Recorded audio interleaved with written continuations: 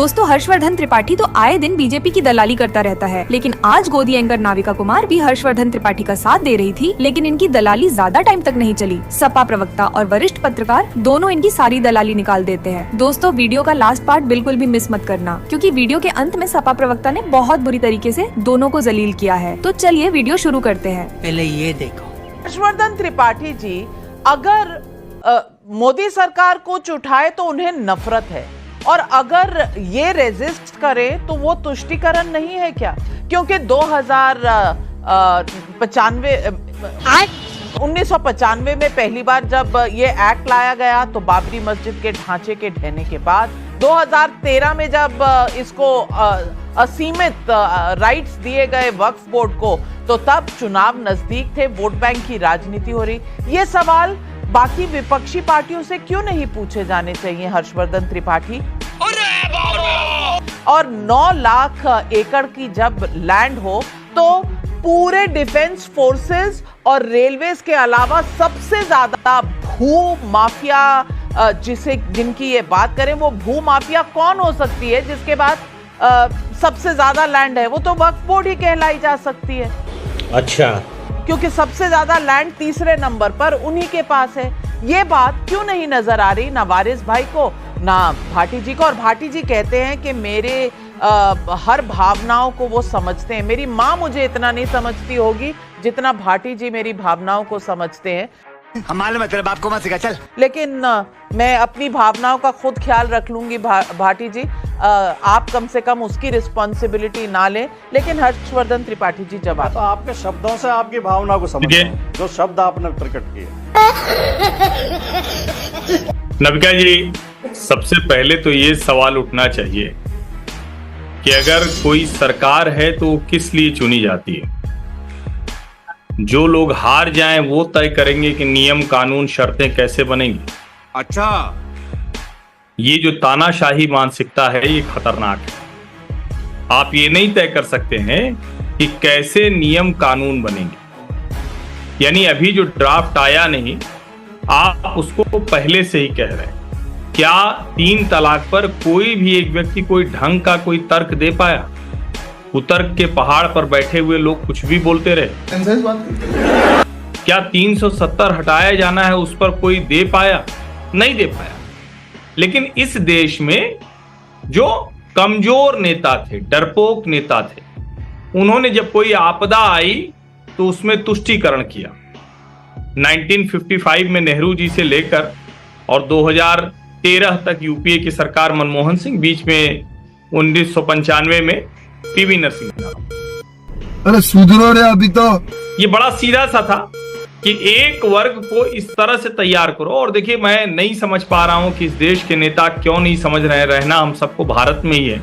अगर इस तरह की आक्रामक मानसिकता को आप जन्म दे रहे हैं, कोई 8-8.5 लाख एकड़ जमीन का कोई एक संयोजन करने वाला वक्फ बोर्ड है जिसमें 30-32 अलग अलग राज्यों में है। डिफेंस और रेलवे, इतनी ट्रेन चलती है, इतना स्टेशन है, कैंट बोर्ड है, आयुध निर्माण फैक्ट्री है, पता नहीं क्या क्या चीजें। ये मस्जिद और कब्रिस्तान के अलावा करते क्या है? मतलब कुछ भी। और अगर सिर्फ इतना भर है तो उसके लिए इस तरह के असीमित अधिकार की आवश्यकता क्या है? क्या ताजमहल से लेकर किसी तमिलनाडु के गांव में उसके लिए जरूरत होती? और जो सबसे बड़ा सवाल पूछा जाना चाहिए, ये कुछ लोग कब्जा करके बैठे हुए हैं, उनको तकलीफ होती ही है। जब जमींदारी प्रथा उन्मूलन हो रही थी तो भी वही लोग नाराज थे। जब राजे रजवाड़ों का अधिकार छीन रहा था, वो कोई सब मुसलमान राजा थोड़ी न थे, लेकिन फिर भी वो प्रीवी पर्सन तब भी नाराज थे। हमारे मतलब आपको मत सिखा, चल।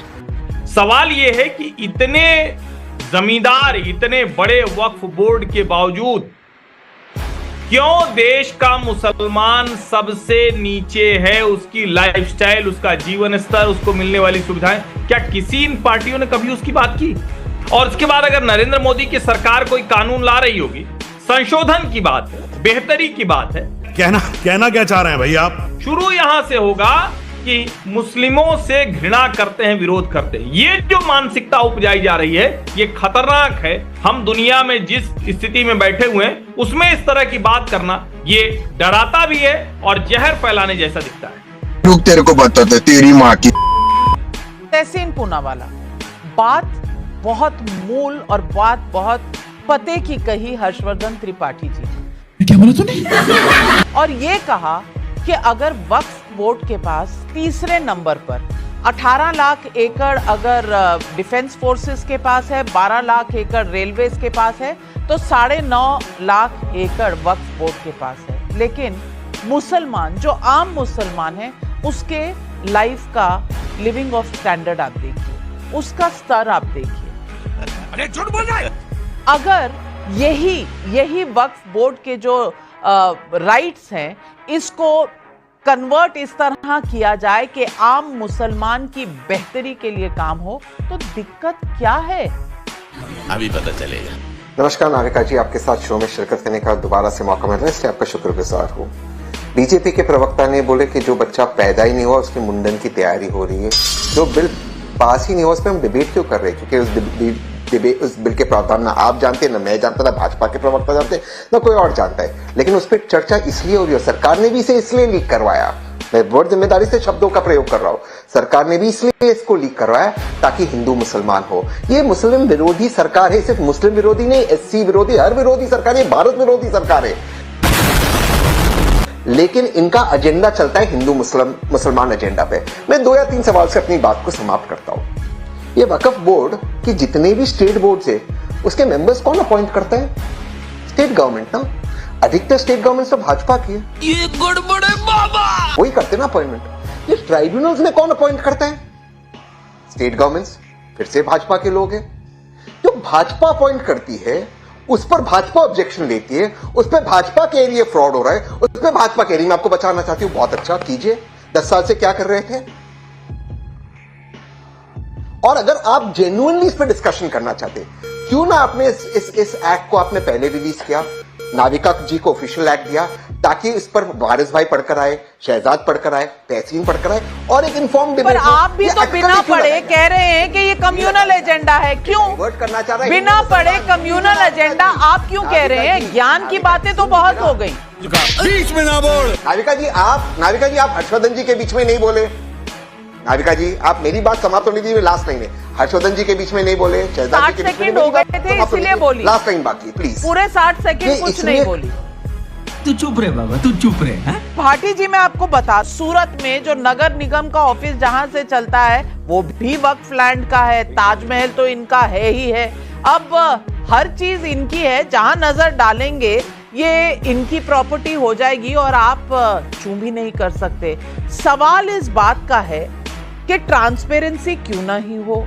अभी बता दे भाई, अभी बता दे। नहीं, शहजाद भाई ने अपनी बात इस वाक्य के साथ समाप्त की कि हम तो उनके हित में ये कदम उठा रही है सरकार, तो यानी कि वक्फ के हित में हिटना और मुस्लिम समाज के हित में। और आपके भी लगभग भावना यही है कि अगर सुधार जो है अच्छाई के लिए हो रहा है तो विरोध क्यों हो रहा है? हाँ, ये कर लो पहले। तो ये कैसा सुधार है जिनके लिए किया जा रहा है उन्हें विश्वास नहीं है? माननीय मोदी जी एक नारा देते हैं कि सबका साथ सबका विकास, लेकिन उनके इस नारे पर किसी को विश्वास नहीं है। एससी आरक्षण में छेड़छाड़ की जाती है तो एससी उनको विश्वास नहीं करता। ओबीसी की मांग है कि जाति जनगणना कराई जाए, ओबीसी उनके ऊपर विश्वास नहीं करता। किसानों के लिए बिल लेके आते हैं, यही कह के लेके आते हैं कि हम किसान के हित के लिए लेके आ रहे हैं। किसान 13 महीने तक इतना बड़ा आंदोलन होता है कि इतिहास में कभी इतना बड़ा आंदोलन नहीं हुआ। 700 किसान शहीद हो जाते हैं। कौन है ये लोग?